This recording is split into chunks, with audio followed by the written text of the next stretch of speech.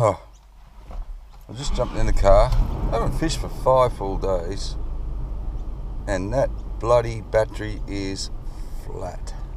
Damn. Once again, haven't even got to the water and I've got a flat battery. Oh, look at this. He's organised. Power. And it gets better. Oh, I lost it already.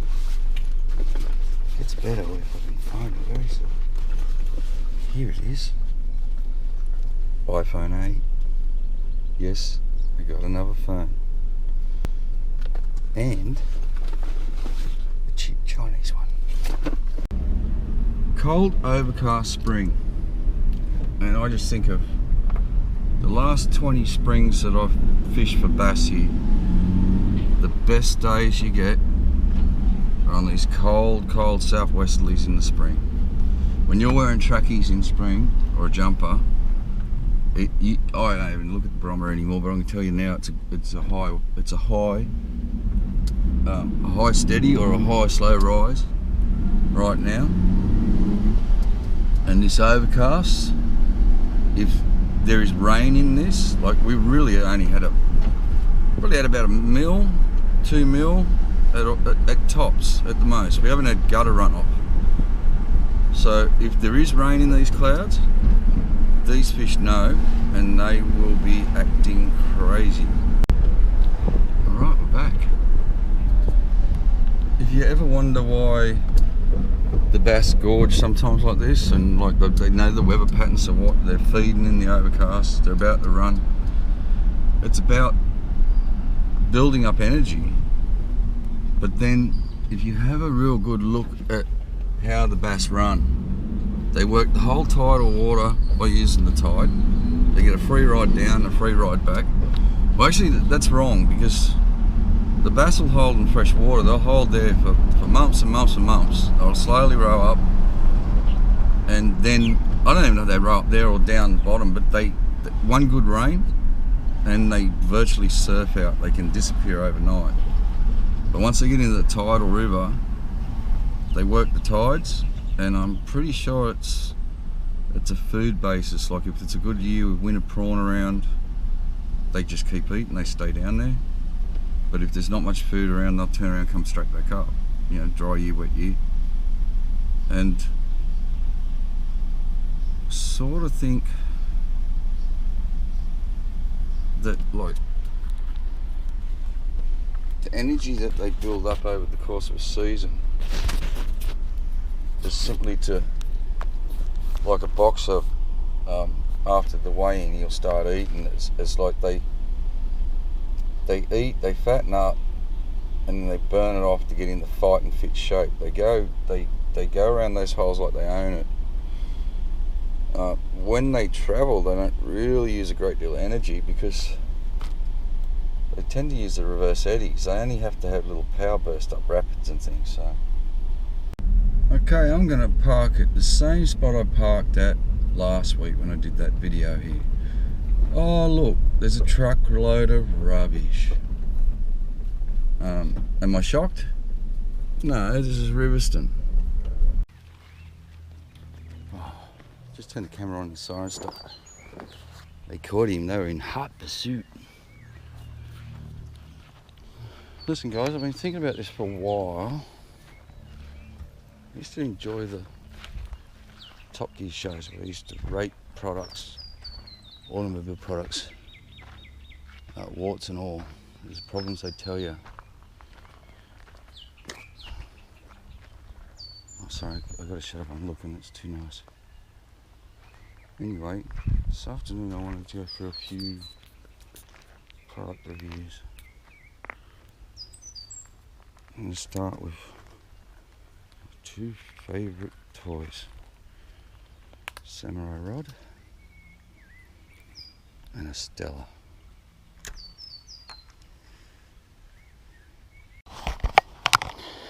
Well, check this out. That's a little lure. That's a little bass. Tiny little bass. Rarely do you get these sort of fish up this creek. But this season they're all sizes. Now, just want to note, when you pick up how dull it is, like almost going to rain, you know what they say, bright lure, bright day, bright lure, dull day, dull lure. Just started with my little red and white. Even this guy hit it. Now it's the same. Bright day, bright lure. It's a bright day. And it's a dull. No, it's a bright lure. And it's a dull day. Dull day, dull lure. Bright day, bright lure. Why do I do everything opposite? Because I'm adamant. On a dull day, bright lure catches them. I've got two tiny little bass, and I've just seen another massive carp. So I've got to go to carp later. Okay, we've got a tiny little hard body on, right? And I'm standing on top of an undercut. I worked up the middle and had two little fish. I caught two tiny ones. So this is where I think bigger fish would shut down, in this undercut. They're obviously not out hunting. They will soon. The thing about a hard body, it's a surface lure and a diver. Oh, there you go. I was going to say, oh, gone. Ooh, stirred things up. Is that a lizard or a fish? I was going to say, I stand back, work it to the edge, first approach, and then I get closer and closer and louder and louder. I reckon that was a lizard, but it could have been. That was another little bass. This thing here, the old figure 8, that. I love that. That's what you use to get those fish in this. Unless you hit a bit of weed. Now, I've just walked all the way up the top of my run with a little hard body. I drew 3 tiny little fish. Oh, I don't think I'm going to blame the hard body for that. See the skinny water here? There hasn't been many fish in this lately. They've all been in the holes. But today I've got a feeling that's where they're going to be in this race. If fish are on the move, they've got to swim through this. So I'll be waiting. Oh, there, see? Little one. Now, if he wasn't that small, I'd go and get him with yeah, got him there. Got him with a hard body. When you heard me in that video I did recently down here with these enticers, I got so excited because have a look at the size of the fish. And then, so I don't personally like to catch little bass. You know, I don't want them to know me until they're big. But see, that was embedded in the rubber, totally weed proof. Now, I want to let him go because I just don't want him gas bag. Well, the fish is in my hand, but if you look here, that's not my tackle box. That's my workplace. And I left my shoes in the Warlord's car. And I left my tackle box in there. So I grabbed a few things that I had floating around the shed. Worked up with the hard body, which was the right idea, nice and bright. And then I got one bright plastic and this dull plastic. Unfortunately, I only had these packet of 2.0 hooks. I forgot to grab any hooks. I found a jig head and I put the jig head on and I lasted 3 casts and got snagged. So I just started with this and drew one fish straight away and landed one fish. Swings around here, skinny water fast. See, we've got the dead calm and current. So that's just a, technically it should be stacked up with bass.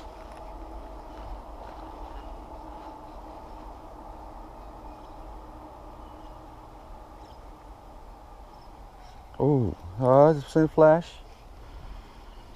He uses flash as Michael Jackson. Right. There's one there. He looked a tiny bit bigger than the ones that I've been getting.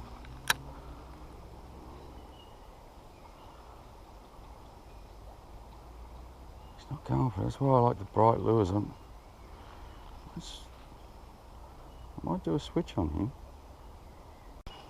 What this little prawn's going to do? You know there's one there.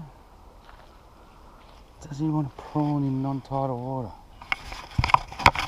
There's glasses in here. Oh, you think he'd be just onto that, wouldn't you? Alright. Let's go back to our bright lure on a dull day. We've seen a bass here. Let's try the old figure 8. We'll start just with an actual figure 8. It won't make any noise. I just got to get a clear area of the way. Any trouble probably with this?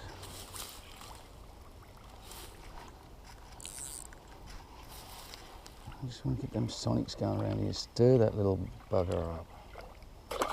Oh, I said I wasn't going to slap the water. Yeah. He didn't come up and flash that, so I wonder if he's...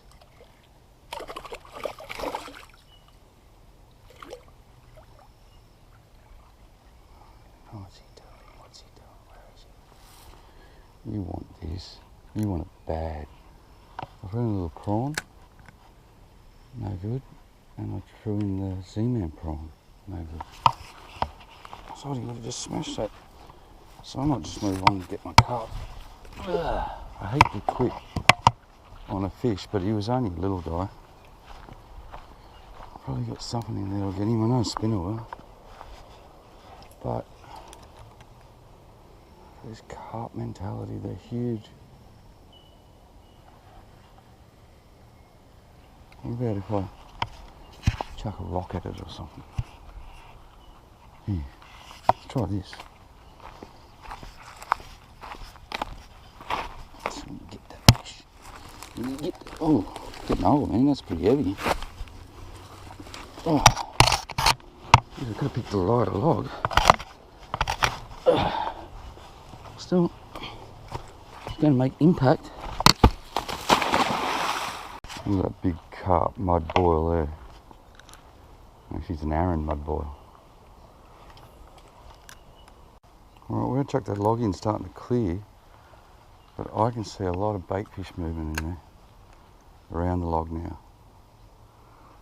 Sitting there, I went back to this little Strike Pro lure. Not just because I like it, but...